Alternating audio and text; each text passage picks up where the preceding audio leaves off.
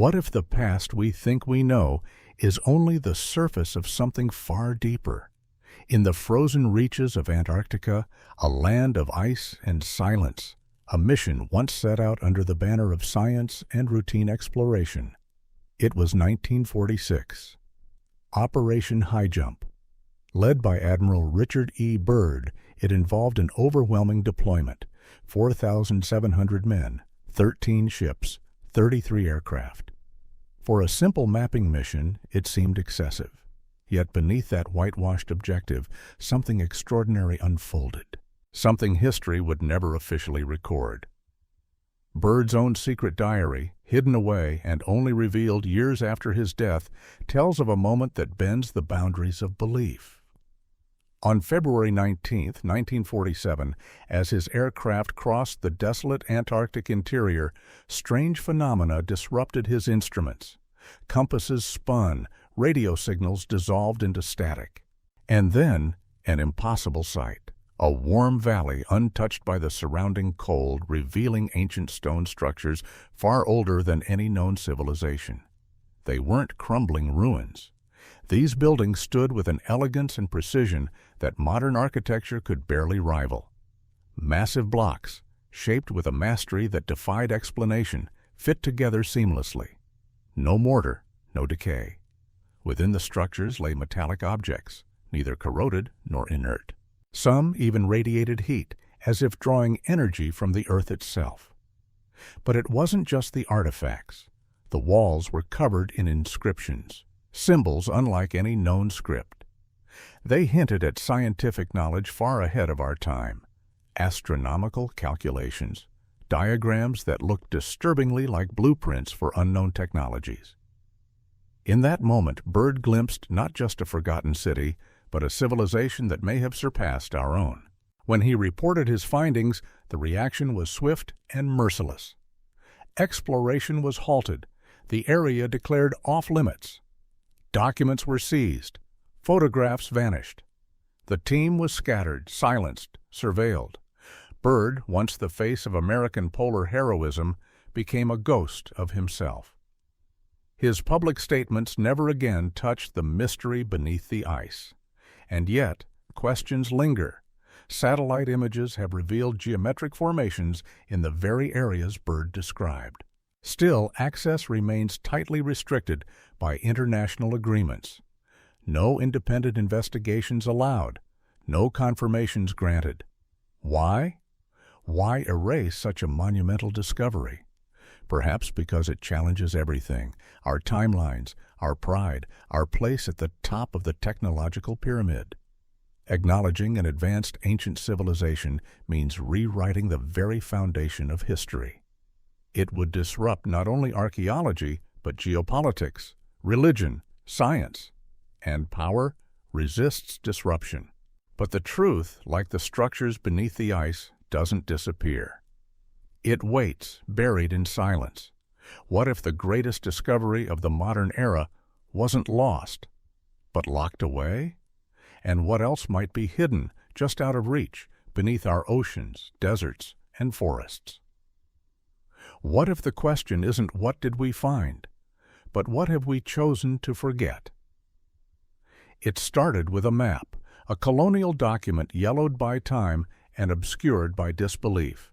In 1925, Colonel Percy Fawcett, a British explorer both admired and dismissed by his peers, plunged into the depths of the Amazon rainforest in search of a city he believed had once thrived in the green abyss. He called it Z, a name chosen for its finality, its mystery. What Fawcett sought was no legend. He was convinced by fragments of Portuguese chronicles describing vast stone cities, sophisticated agriculture, and cultures far removed from the tribal images of the Amazon painted by the West. He was not alone. His son, Jack, and his close friend, Raleigh Rimmel, followed him into the jungle. They carried cameras, journals, and the hopes of rewriting history. For a time, their dispatches arrived, notes of earthen mounds forming geometric patterns, terraced fields enriched by engineered soils, and accounts from indigenous peoples who spoke of lost cities as one might speak of an ancestral village. And then, Nothing. The silence wasn't just logistical. It felt deliberate. Rescue missions found no bodies, no remains, just whispers from tribes who claimed the explorers had been taken by the Guardians. It was easy, for a time, to chalk it up to the jungle's indifference. But decades later, documents began to surface. Declassified cables, satellite images, and reluctant admissions pointed to something far stranger. The area Fawcett vanished into remains restricted to this day, not for ecological reasons, but under claims of indigenous protection. Yet satellite scans reveal grid-like patterns deep beneath the canopy. Roads, causeways, even city layouts invisible from the ground. Fawcett's final notes described a civilization with a mastery of agriculture that rivaled modern efficiency, with cities supported by irrigation systems designed to ride the rhythm of the floods. He spoke of tools crafted from metals lighter than aluminum, stronger than steel, metallurgical compositions we still struggle to replicate. If true, this was no primitive people living in isolation. This was a culture that engineered its environment, sustained massive populations, and left behind a legacy carved into the very soil. And it had been dismissed, not because it lacked evidence, but because it contradicted the story we told ourselves about who was civilized and who was not. The truth about Fawcett's expedition lies somewhere in that silence. Why does the world resist the idea of a sophisticated Amazonian civilization? Perhaps because it forces us to reconsider every narrative born from the age of conquest. Perhaps because it reveals that primitive is a word used not to describe others, but to erase them. Fawcett didn't fail. He found something, and that's why he never came back. The jungle may have swallowed his body, but his questions still echo through the trees. What defines a civilization? And who decides which stories are remembered and which are left to rot beneath the leaves? What if the real mystery isn't the city he sought, but the effort to make sure it was never found again?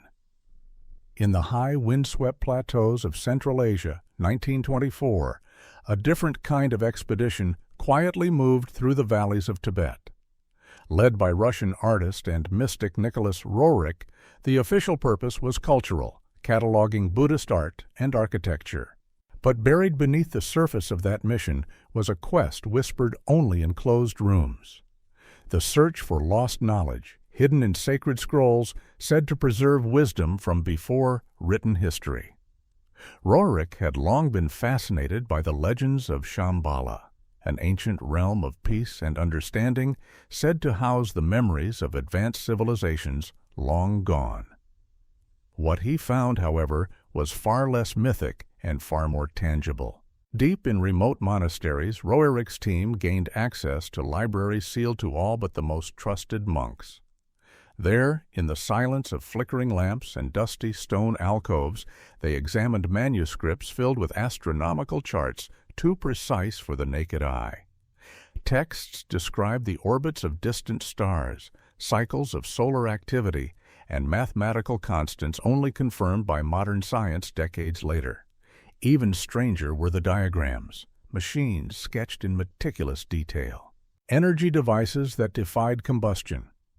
Flying crafts driven by unknown principles. Instruments to manipulate gravity, forecast natural disasters, and transmit information over vast distances without wires. Some monks spoke of knowledge gifted from beings of light. Others told of catastrophic events from epochs long before recorded time, where entire civilizations vanished, but their wisdom was preserved, buried in texts, hidden in symbols, passed through silence. When word of Roerich's findings reached Soviet ears, the expedition changed. Documents were confiscated, team members debriefed, then silenced. Some would live the rest of their lives under watch. The most powerful manuscripts were whisked away to secret research facilities. Scientists pored over their contents, not to preserve history, but to extract military advantage. Roerich returned, but he was no longer just a painter or spiritual seeker. He was a man who had glimpsed a truth few ever do, that the boundary between science and myth is far thinner than we admit. To this day, efforts to access those Tibetan texts are blocked. The reasons vary: cultural protection, national security, religious sensitivity. But the pattern is the same. Doors close. Silence returns. What if those scrolls didn't predict the future, but described it with the calm of those who had seen it before? What if time, like the mountains that watched over them, is not as linear as we believe? And what if the wisdom we call ancient is not behind us, but simply hidden from view, waiting to be understood again? The Gobi Desert, vast, barren, silent. A place where sand swallows time and secrets lie hidden beneath the shifting dunes. In 1922, American paleontologist Roy Chapman Andrews set out into this inhospitable landscape, chasing the bones of dinosaurs. His expeditions would become legendary for unearthing the first fossilized dinosaur eggs. But among the fossils and dust, his team found something that didn't belong to any prehistoric beast. Something older, stranger, human. Embedded in ancient rock formations were artifacts, metallic, machined, impossibly old. Team geologist Walter Granger documented precision instruments carved with geometric accuracy, their surfaces unmarred by time. They weren't ceremonial or decorative. These were tools, devices seemingly designed for observation, for calculation, for work. And then came the discovery that rewrote everything. A chamber carved into the stone that resembled a laboratory. It was not a ruin. It was an installation, cut with purpose and symmetry. Inside were tables, devices, engravings, symbols etched into the walls, formulas that hinted at advanced mathematics, astronomical systems, chemical processes. Inscriptions detailed the movement of celestial bodies with a precision that required technology far beyond anything the Bronze Age had to offer. Carbon dating of surrounding organic material placed the site millions of years old. Andrews was stunned, not just by what was found, but by what happened next.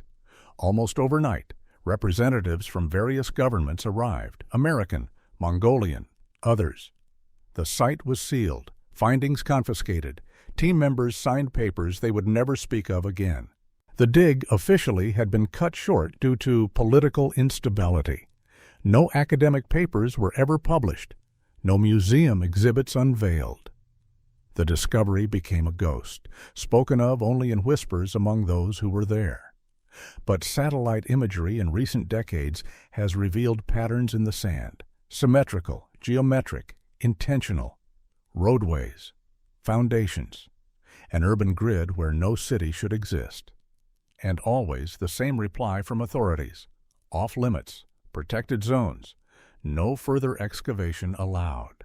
Why does the notion of a technologically advanced civilization predating humanity cause such fear? Because it threatens our origin story. It places us not at the pinnacle of human progress, but as survivors, latecomers, perhaps inheritors of a knowledge once lost. If civilizations have risen and fallen before, millions of years apart, what happened to them?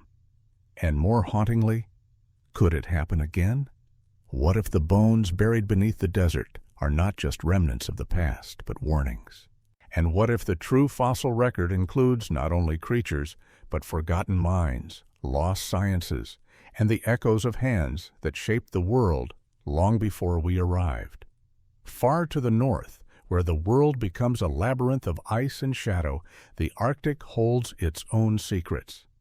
In 1913, Canadian explorer Vilhjalmur Stefansson ventured into this frozen expanse, expecting only the usual challenges of mapping uncharted territory. But the Arctic had other plans. Beneath permafrost, structures emerged, stonework designed to withstand centuries of freezing temperatures, buildings with heating systems operating without fuel, instruments that calculated the heavens with impossible precision. Stefansson found tools of unknown metal, alloys that retained sharpness and function despite millennia encased in ice. Walls were etched with symbolic language describing principles of mathematics, astronomy, even engineering manuals for systems that still baffle modern scientists. Entire libraries, preserved in ice, hinted at a society that had not merely survived in this environment but mastered it. Maps suggested contact with distant civilizations, revealing knowledge of geography and ocean currents far beyond what contemporary explorers could achieve.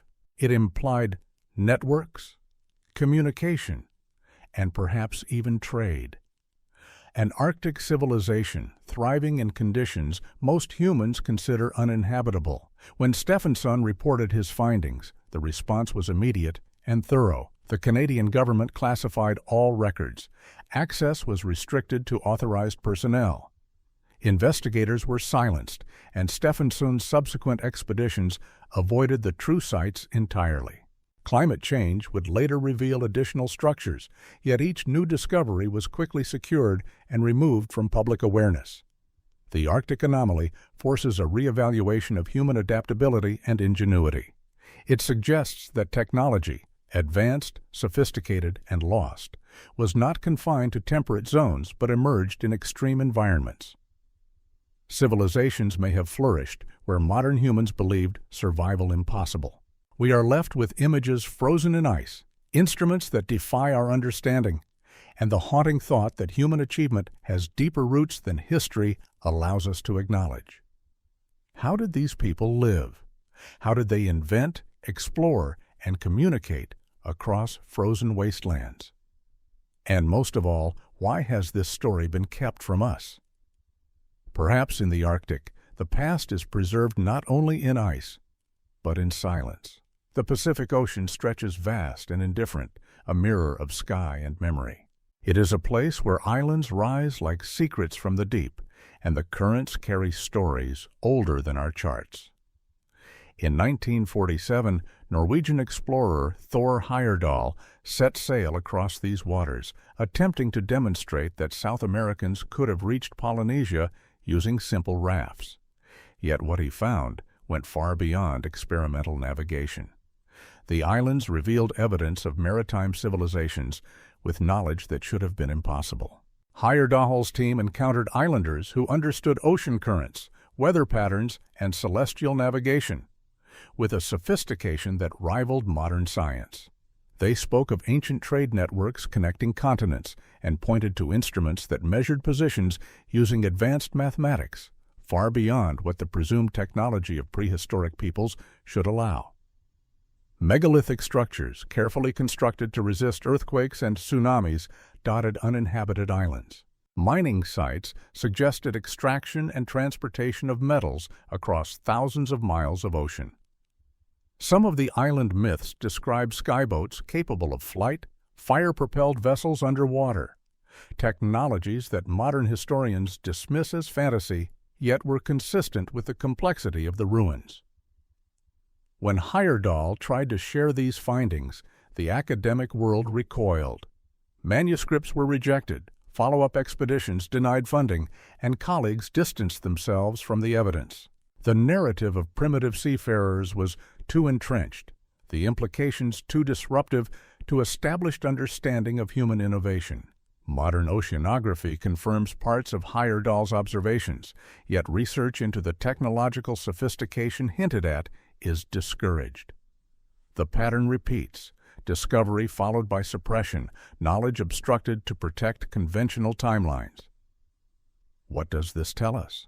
That our ancestors may have been navigators, engineers, and inventors in ways we rarely credit. That technology is not a linear inheritance, but a series of surges, some remembered, some lost beneath the tides. And so the Pacific keeps its secrets, cradling the remains of civilizations whose ships and cities vanished, leaving only whispers in the waves. Perhaps the ocean does not erase history. Perhaps it merely waits for the right mind to remember it. In the heart of the Sahara, 1933, French archaeologist Henri Lotte embarked on an expedition that would reveal a world beneath the sands. The desert, often seen as empty and lifeless, held the remnants of a time when the region was green, fertile and thriving with human ingenuity.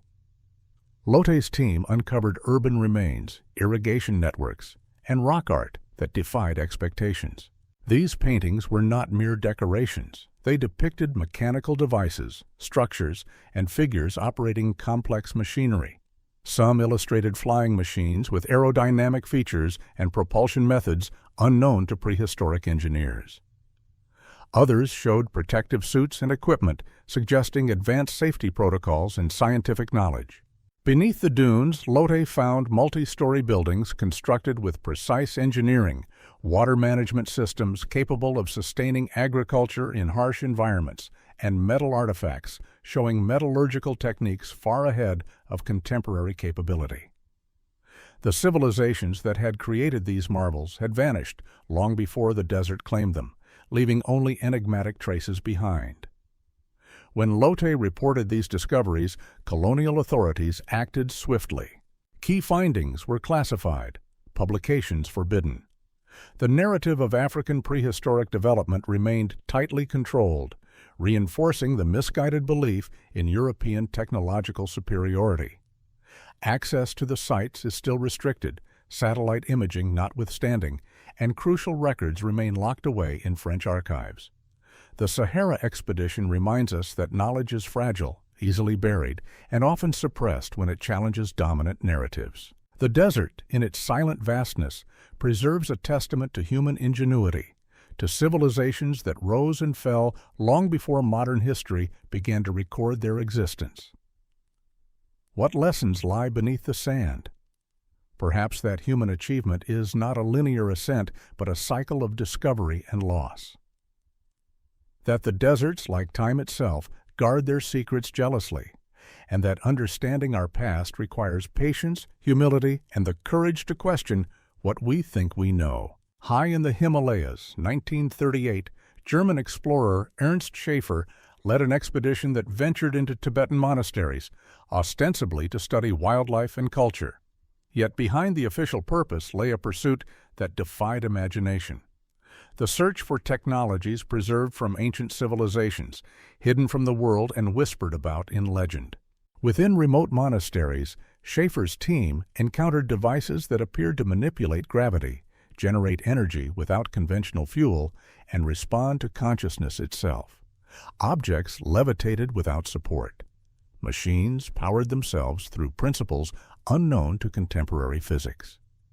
Monks demonstrated control over electromagnetic fields and mechanical systems using mental focus, suggesting a fusion of awareness and technology far beyond the modern understanding of science. These discoveries drew immediate attention from both Nazi and Allied intelligence agencies, sparking covert operations to seize control of the devices. Competing missions led to destruction and concealment, with Tibetan custodians deliberately hiding or dismantling the artifacts to prevent misuse. Post-war efforts to locate the technologies found them largely inaccessible, sealed by conflict, geography, and political authority. Schaefer meticulously documented what he witnessed. Detailed diagrams, engineering formulas, and descriptions of systems that challenge our perception of ancient human capability. Yet his writings, like the devices themselves, remain largely confined to obscurity, studied by few and understood by fewer. The Himalayan encounter confronts us with profound questions about human potential. What if consciousness itself can interface with the physical world in ways science is only beginning to imagine? What if ancient civilizations cultivated knowledge of mind and matter that we have since forgotten? These mountains, steeped in silence and snow, guard not only their slopes, but the possibility that intelligence and ingenuity have far deeper roots than we acknowledge. In the quiet halls of Tibetan monasteries, the boundaries between the mind and the machine blur, reminding us that our understanding of reality may be limited not by possibility, but by what we have yet to perceive. In the vast expanse of the Australian outback, 1931, British archaeologist Grafton Elliott Smith traced the footprints of ancient cultures, expecting to document primitive tools and art. Instead, he stumbled upon a sophistication that reshaped the imagination. Aboriginal sites revealed rock art not as simple storytelling, but as precise astronomical records. Star charts traced movements of planets and cosmic cycles with mathematical exactness. Geological surveys etched into stone detailed underground water sources, mineral deposits, and landscape formations, demonstrating knowledge of Earth's structure far beyond contemporary understanding. Smith observed mining operations employing methods that ensured efficiency and safety, and Aboriginal guides revealed navigation techniques grounded in complex environmental observation, mathematics, and spatial reasoning. The oral traditions preserved knowledge of ecology, agriculture, and systems management, evidence of scientific thinking integrated into daily life. When Smith attempted to share these findings, the Australian government intervened.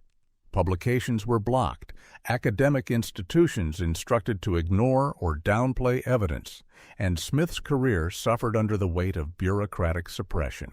The brilliance of indigenous knowledge was deliberately obscured to maintain narratives of European superiority. Modern research validates much of what Smith observed, yet access to the most advanced discoveries remains restricted, justified as protection of cultural heritage. The pattern echoes across continents and centuries. Knowledge exists, but it is selectively hidden.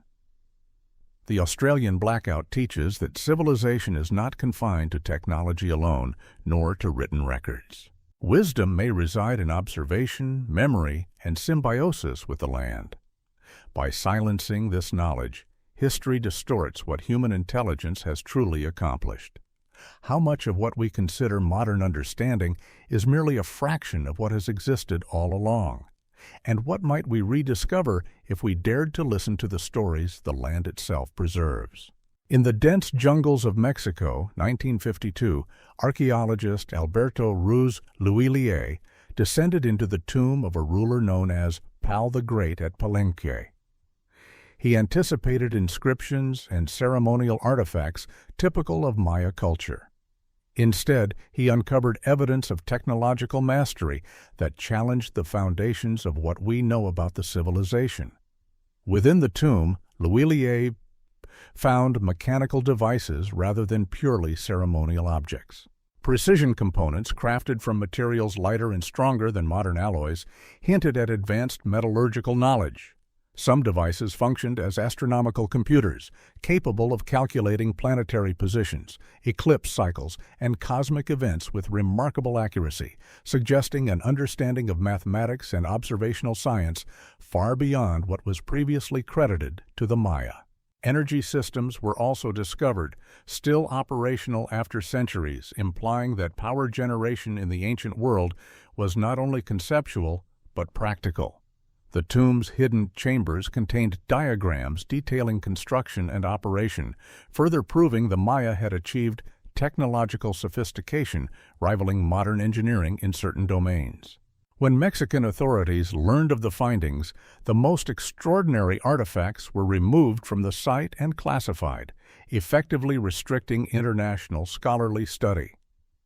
Academic focus was steered toward cultural and artistic achievements, leaving the technological brilliance largely unacknowledged.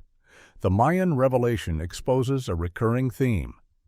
Civilizations throughout history may have attained levels of understanding and capability that modern narratives have chosen to ignore. In the shadows of Palenque, the remnants of ingenuity await recognition, reminding us that the story of human advancement is far more intricate than textbooks suggest.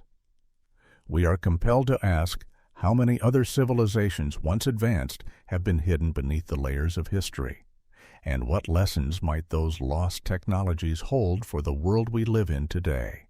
In the icy interior of Antarctica, in the years following World War II, a question lingered.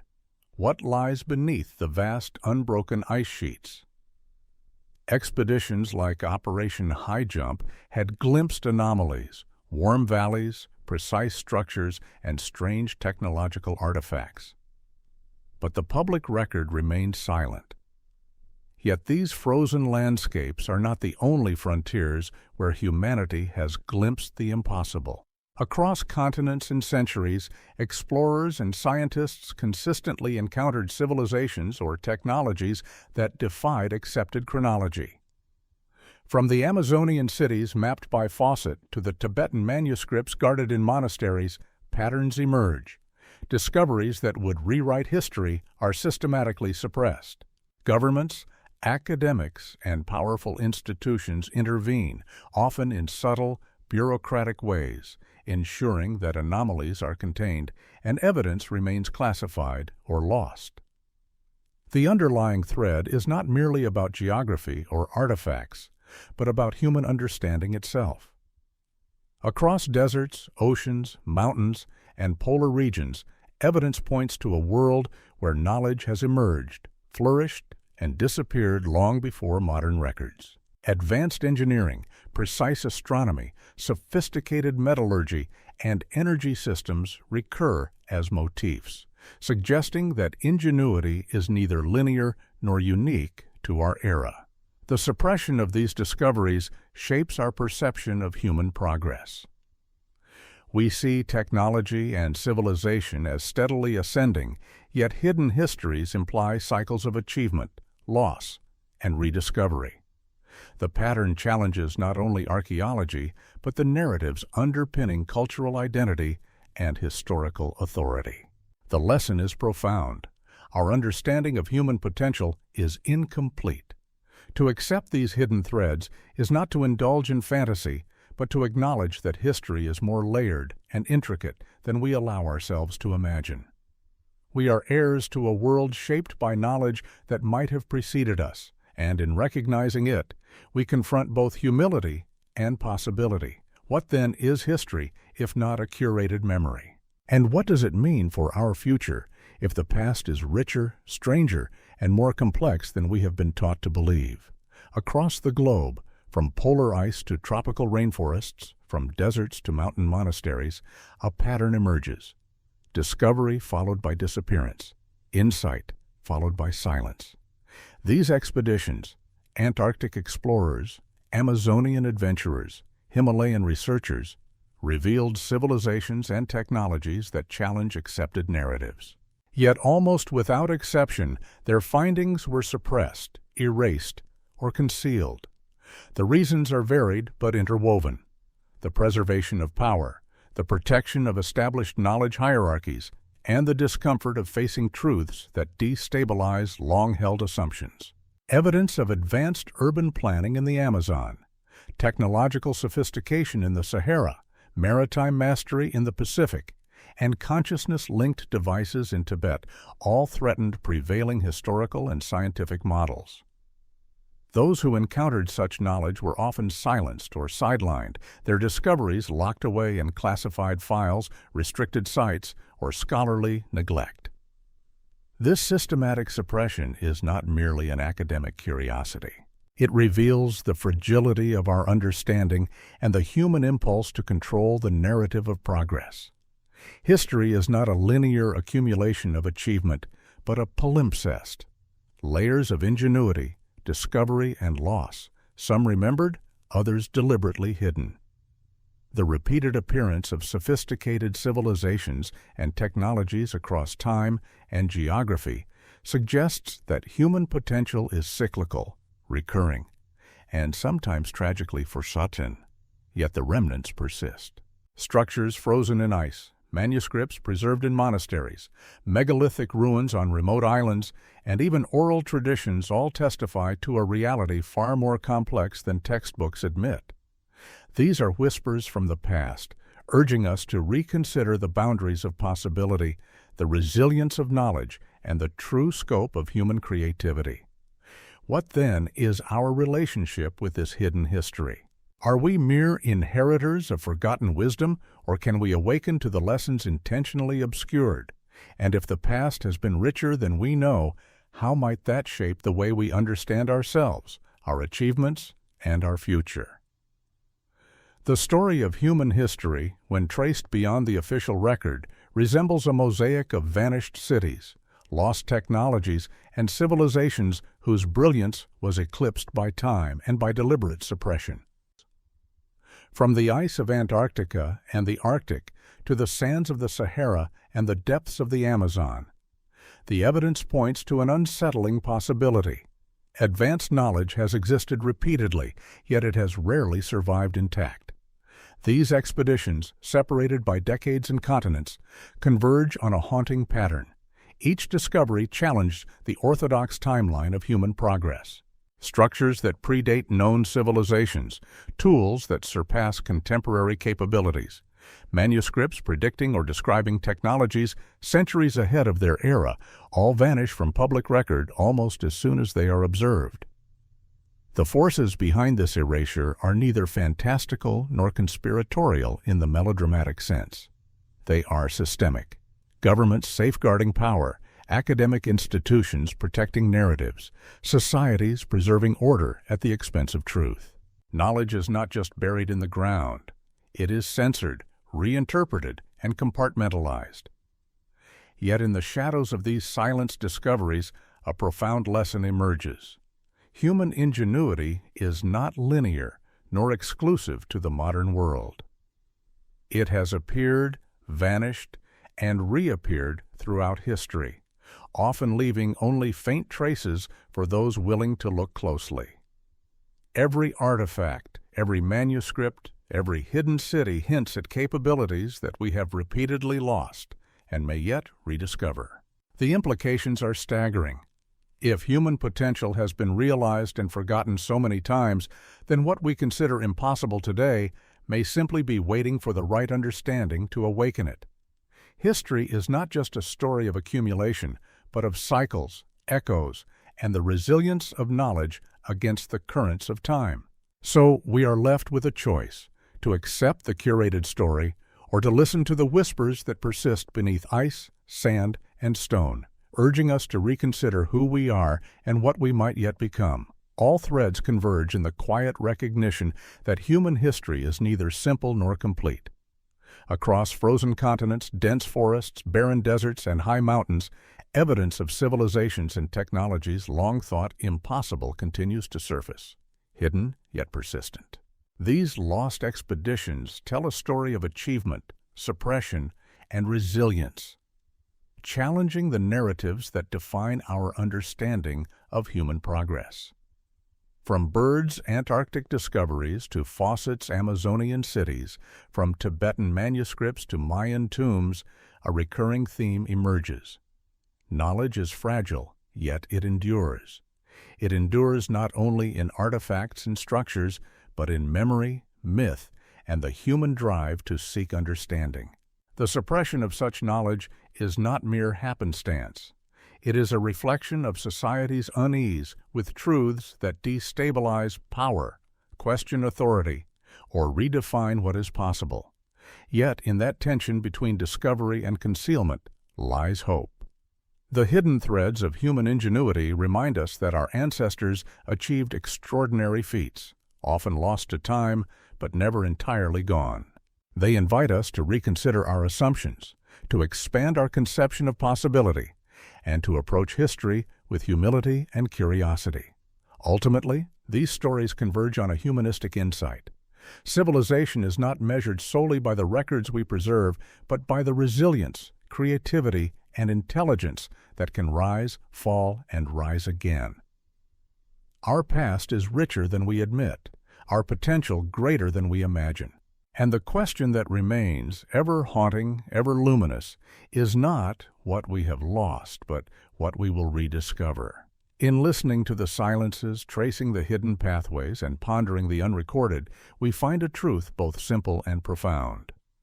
The story of humanity is far more complex and far more extraordinary than the pages of history allow.